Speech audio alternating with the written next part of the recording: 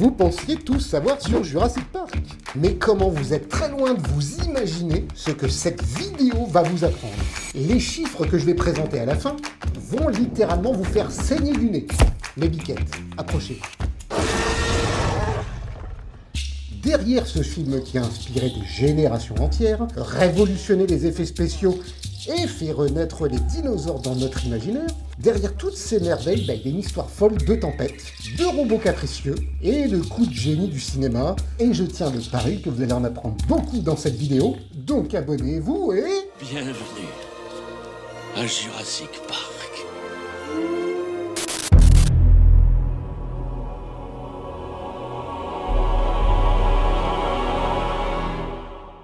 Remontons à la genèse. Tout commence avec un livre sorti de nulle part. Ce livre, Jurassic Park de Michael Crichton, ou le parc Jurassique chez nos amis québécois. Calice is this, tabarnak? Donc publié en 1990, et saviez-vous que ce roman a d'abord trouvé ses origines en 1983 ? Ouais, il y a 43 ans.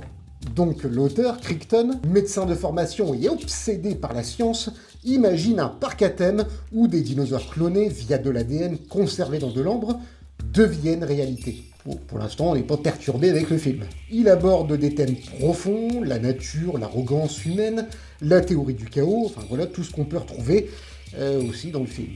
Le livre critique d'ailleurs la génétique, le capitalisme, agrémenté de scènes un peu parfois gore, comme un bébé dévoré vivant, et ça dès le début du roman. Crichton fixe un prix ferme, 1,5 million de dollars pour les droits, plus 500 000 dollars pour l'adapter lui-même au cinéma.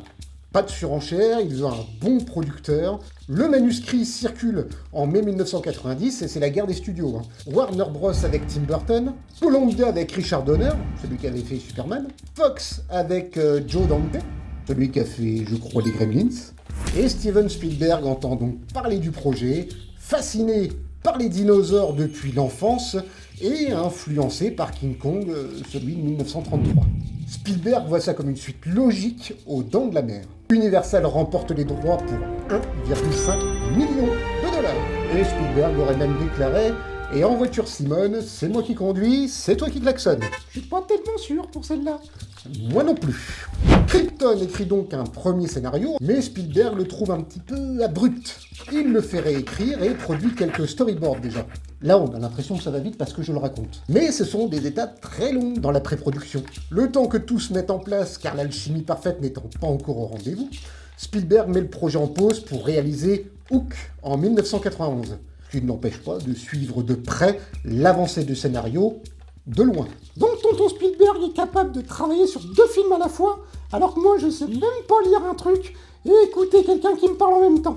Ah bah il y a des génies et puis... Ouais, je t'écoute. Les autres. Sid Sheinberg, le boss d'Universal, voit que Spielberg met un peu Jurassic Park de côté, mais c'est pas parce que le projet ne l'intéresse pas, il est malin tonton Spielberg. Il veut faire plier Universal afin de donner vie au projet qui lui tenait à cœur depuis longtemps, la liste de Schindler, le triste mais célèbre film sur la déportation de la Seconde Guerre mondiale. Je suis pas spécialement gay, mais lui-même ayant des origines juives, je comprends parfaitement les intentions. Sheinberg accepte à condition que Jurassic Park sorte avant. Ah bah à croire que Spielberg a gardé des restes du requin des Dents de la Mer. Oui, tu m'étonnes. Mais bon, le cinéma, ça reste une industrie. Faut savoir aussi un petit peu négocier. Budget initial de Jurassic Park, environ 63 millions de dollars. Il choisit comme producteur Kathleen Kennedy, celle qui détruira d'ailleurs Disney 30 ans plus tard, Gérald de Mollen, un ami de Spielberg que nous allons trouver au casting un petit peu après, et Spielberg donc infuse son émerveillement enfantin comme il l'avait fait avec E.T., avec une très forte crédibilité scientifique grâce au paléontologue Jack Horner qui met en lumière le lien oiseau-dinosaure déjà à l'époque. Le personnage d'Alan Grant est complètement pompé sur Jack Horner d'ailleurs, un hommage de son vivant.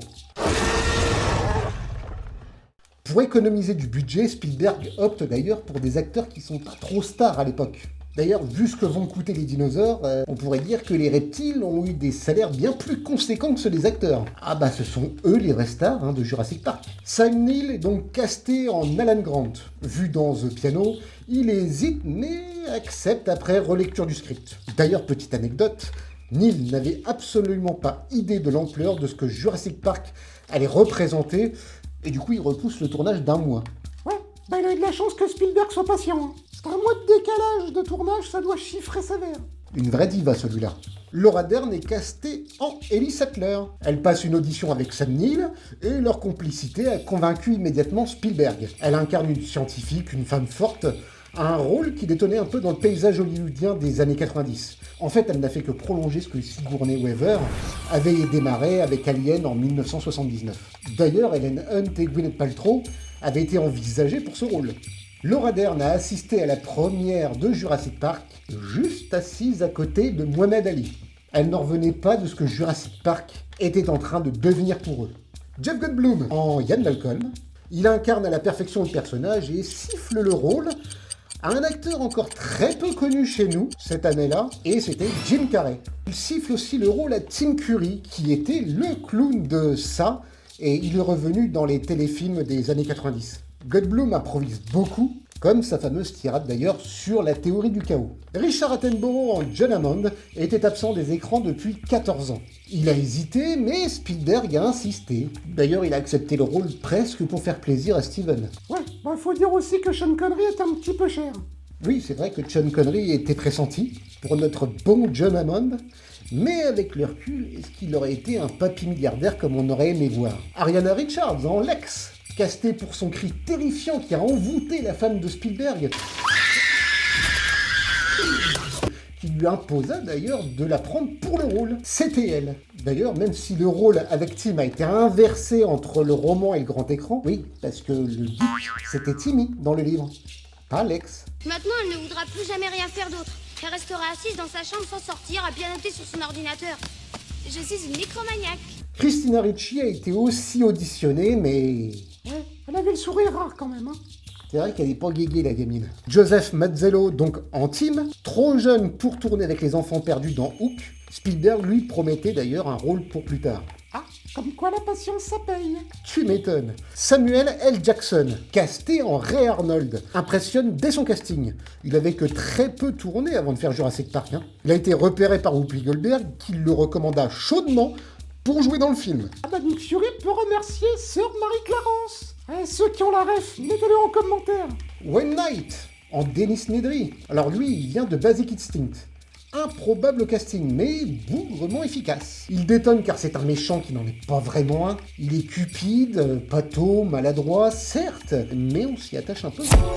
Ah, vous n'avez pas dit le mot magique. Billy Wong, en Doctor Who. Alors lui, c'est un ingrat. Il a déclaré qu'il a été déçu par son rôle réduit dans le film. Le mec, il participe à la plus grande œuvre de science-fiction de l'histoire du cinéma, et il se plaint encore. Il aurait dû se faire grailler par un dilophosaure, lui. Gérald de Molène, le pote producteur de Spielberg dont je faisais référence un petit peu plus tôt. Il fait un caméo en Dr Harding. Vous savez, celui qui soigne le Triceratops malade. Si tu veux bien, j'aimerais rester avec le docteur Harding pour m'occuper du Triceratops. Et si vous... Et bien sûr, j'ai ma propre jeep.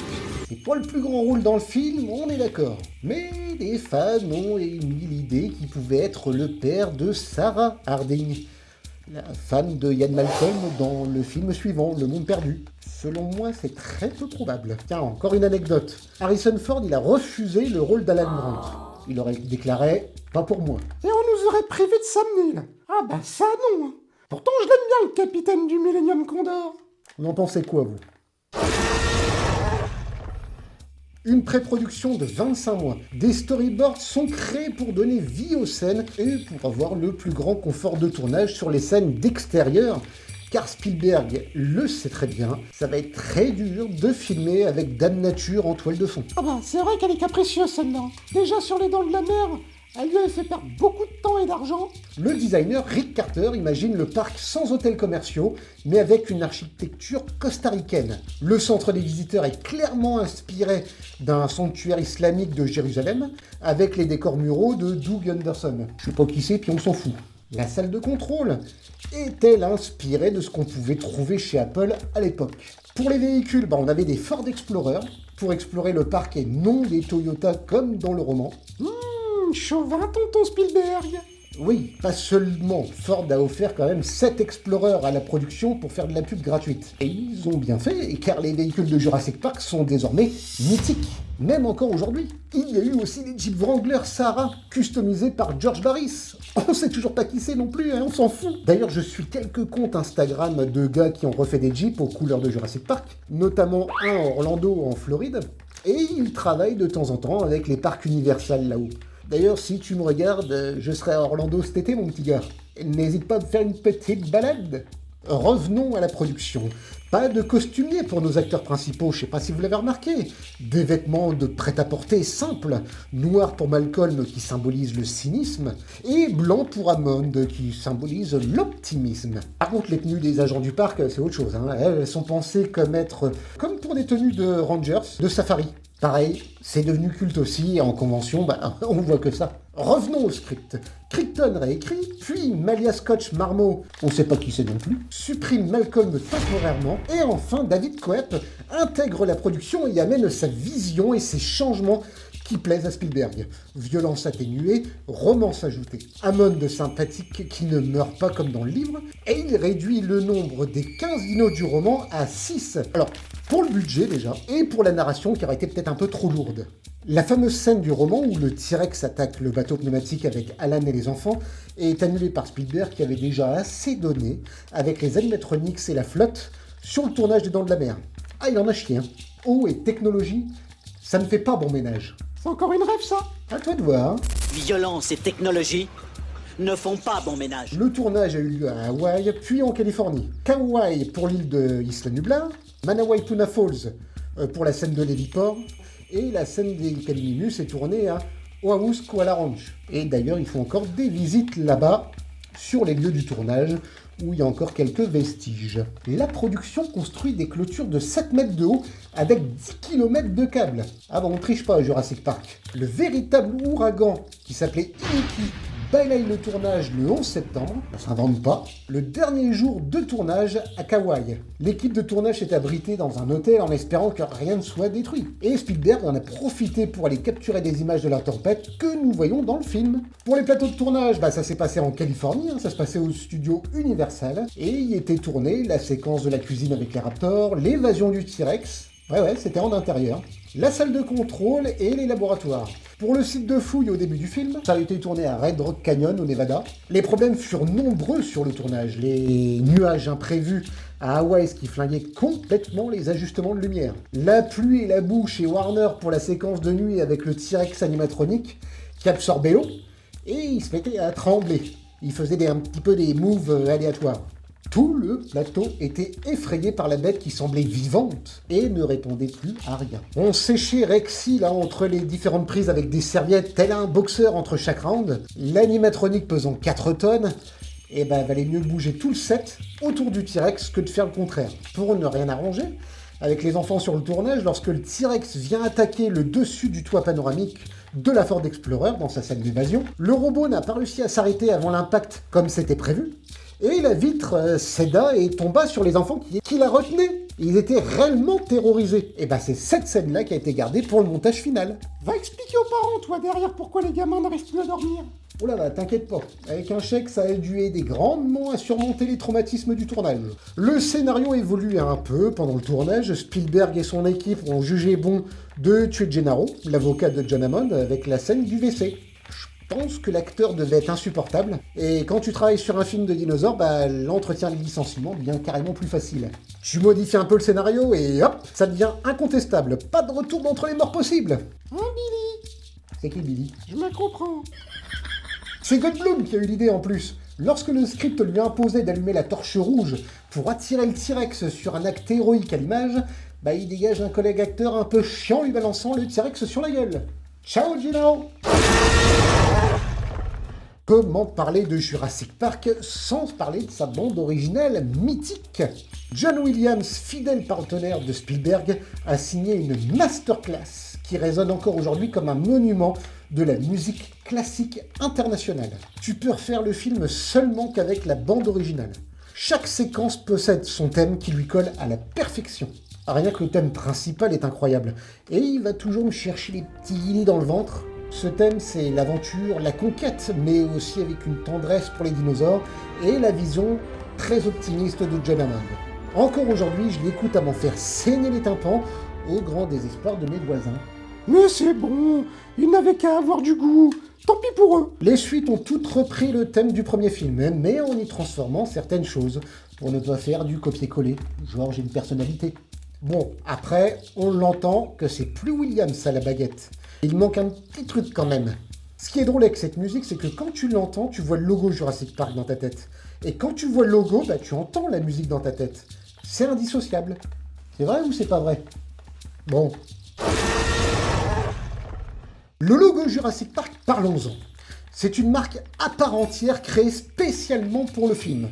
Étant donné que l'histoire se passe dans un parc d'attractions créé par un milliardaire, il fallait absolument que le capitalisme soit représenté de manière réaliste. Ils auraient pu même faire le film sans logo, hein. Mais honnêtement, est-ce que ça aurait été la même chose? Toute une équipe a travaillé au développement de la marque Jurassic Park, sur les véhicules, sur la tenue des employés, sur les sponsors qu'on voit rapidement lors du déjeuner, ou même dans la boutique de souvenirs dans le centre des visiteurs.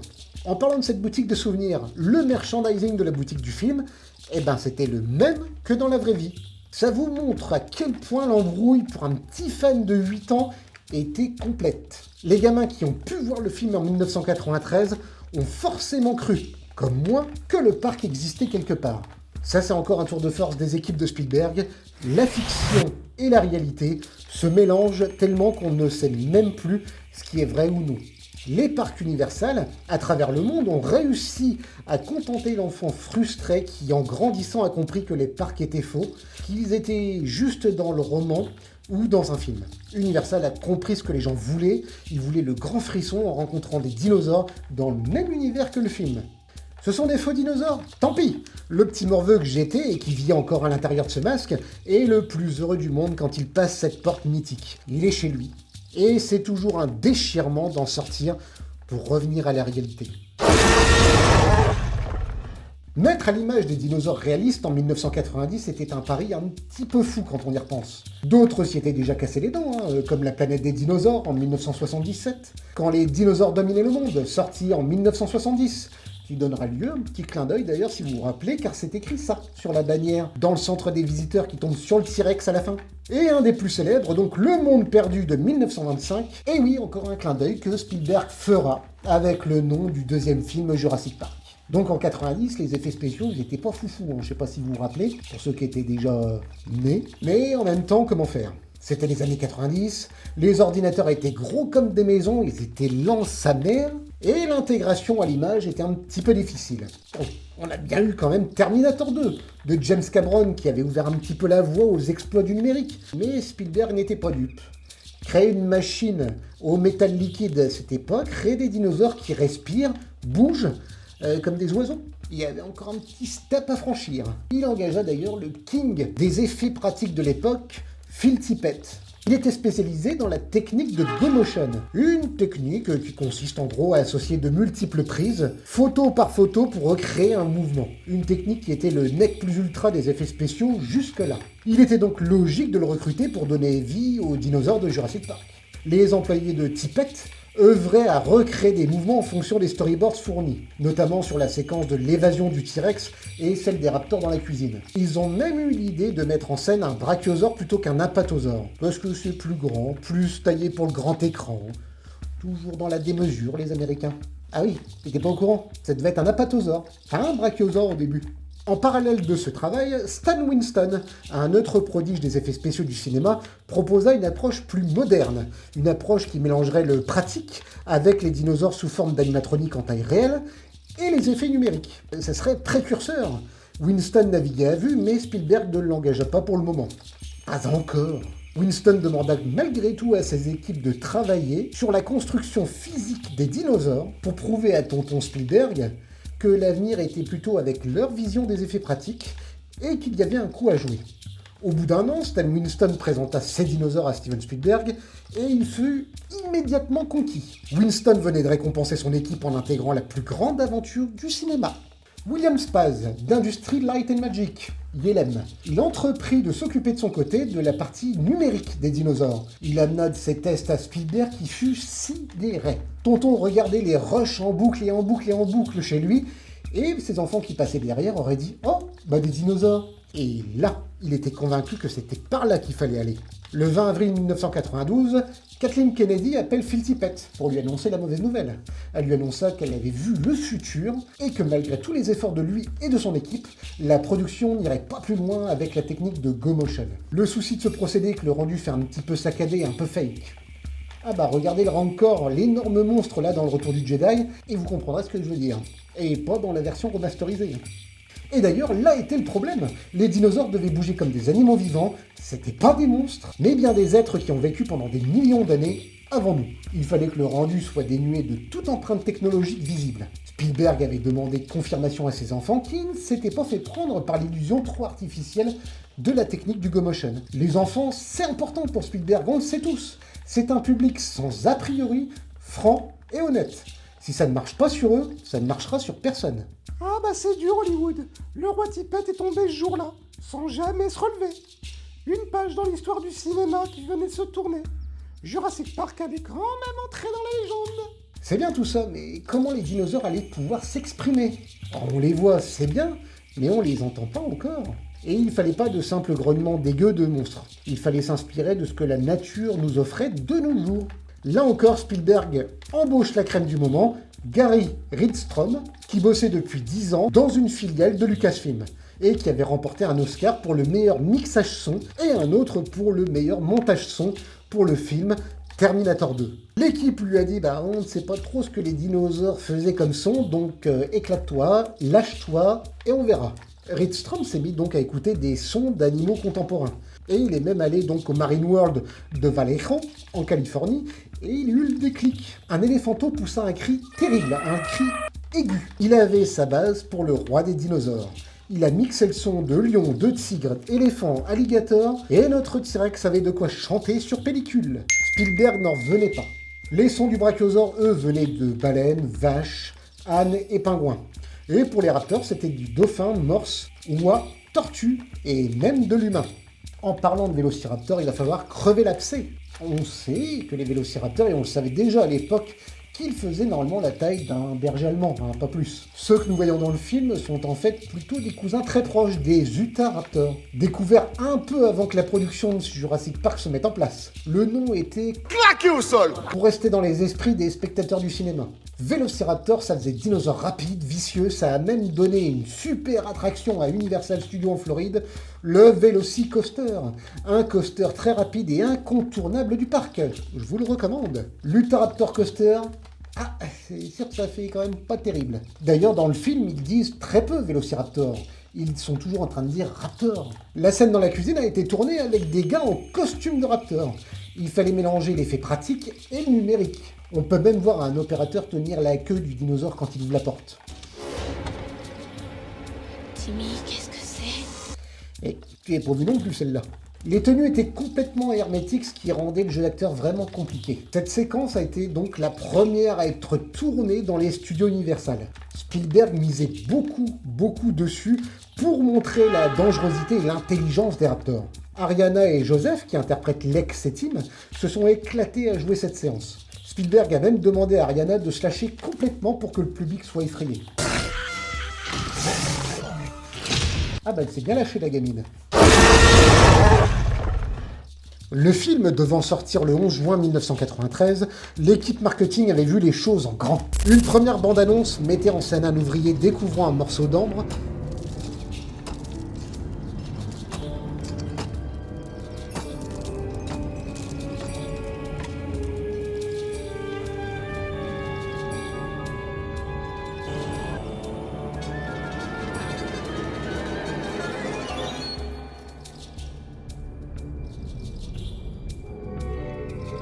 The first discovery was made in the spring of 1990.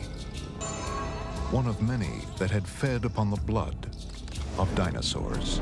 From the DNA in that blood, science was able to recreate those giants. It happened at a place called Jurassic Park.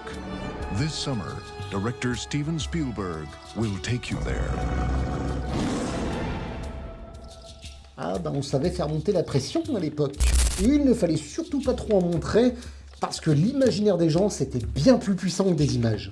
Le logo de Jurassic Park était partout, à la télé, dans la rue, les écoles, les cinémas, les journaux, tout le monde en parlait. C'était l'événement, le film de l'été de 1993.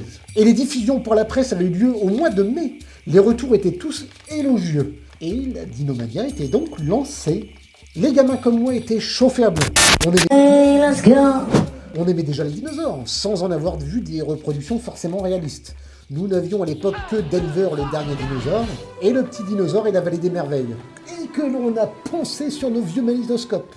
La première a eu lieu au cinéma Uptown Theater de Washington DC le 9 juin 1993. Le générique de fin se lança, les gens criaient dans la salle, ils applaudissaient, une standing ovation qui a duré plus de 20 minutes, les acteurs étaient en pleurs. Sam Neill déclare même qu'il n'avait jamais vu ça, ni avant et ni après dans une salle de cinéma. Le film battait tous les records, des files interminables devant les cinémas qui ne tarissaient pas. Dès le premier soir, il remporte 3,1 millions de dollars, juste sur le sol américain, avec 1412 écrans où il fut projeté. Il a même battu Batman de Tim Burton qui était sorti en 89. Je suis Batman. Jurassic Park restera plus d'1 an dans les salles aux États-Unis, rapportant 356 millions de dollars juste sur le sol américain. Un truc qui n'avait jamais été fait auparavant. Il a même détrôné E.T., toujours de Spielberg, qui avait amassé la coquette somme de 663 millions de dollars à l'international. Ok, bon du coup, Jurassic Park a fait combien à l'international? Il a fait 912 millions de dollars. Ça avait jamais été fait avant. 912 millions de dollars. En 93, Universal a gagné presque 1 milliard de dollars avec un film. C'était complètement fou. Alors oui, tu vas me dire, aujourd'hui, Jurassic Park a été battu avec Avatar, par exemple, ou Avengers. Mais combien d'années après? En même temps, c'est le risque, hein, quand t'es en haut du classement, quelqu'un va te chercher à te dégager de là. Oui, mais le dollar américain, est-ce qu'il a la même valeur aujourd'hui qu'en 1993? Faut mettre ça en perspective avec l'inflation. Jurassic Park est devenu culte car il ne vieillit pas. Il est le pivot qui a basculé Hollywood dans une nouvelle ère. Il est complexe. Ce n'est pas qu'un film où des dinos apparaissent jusqu'à l'écœurement pour montrer une nouvelle technologie. Non, c'est bien plus pudique, bien plus noble. Sauf que Jurassic Park, ce n'est pas qu'un film de dinosaures. Certes, il y en a, heureusement d'ailleurs. Mais ce n'est pas le propos du film. La cupidité, la manipulation génétique, le capitalisme et la famille sont les vrais thèmes de l'histoire. Ce film est un vrai avertissement sur les dangers que nous prenons à vouloir tout contrôler, et il est lancé par nos 3 personnages préférés qui sont Alan, Ellie et Yann. Dans cette vidéo, vous me direz, j'aurais aussi pu parler du Dilophosaure, qui a été changé pour le film par rapport au roman, alors qu'il est normalement bien plus grand, qui n'a pas de collerette et qui ne crache certainement pas de venin. Est-ce que ça vaut le coup que je vous rappelle les raisins avec ce genre d'anecdote que vous aviez déjà? Je ne crois pas. Jurassic Park n'est pas qu'un film, c'est une génération entière de fans, c'est une identité, c'est de l'émerveillement, c'est de l'aventure, c'est la magie selon Spielberg. Et même si les suites ont pu décevoir un grand nombre d'entre vous, Jurassic Park est éternel et je participe en vous livrant cette vidéo à le garder ainsi. Merci d'avoir regardé cette vidéo. Si ça vous a plu, je vous invite à vous abonner, à mettre le petit like et à commenter avec d'autres anecdotes qui viendront étoffer un petit peu la légende. Et pour les plus joueurs, j'ai un petit jeu. Combien de fois ai-je dit Jurassic Park tout au long de cette vidéo en comprenant celle que je viens de dire? Le premier qui répond correctement aura un cookie. Merci à JP de s'être occupé du cadrage et je vous dis à très bientôt mes biquettes. Ciao, bye!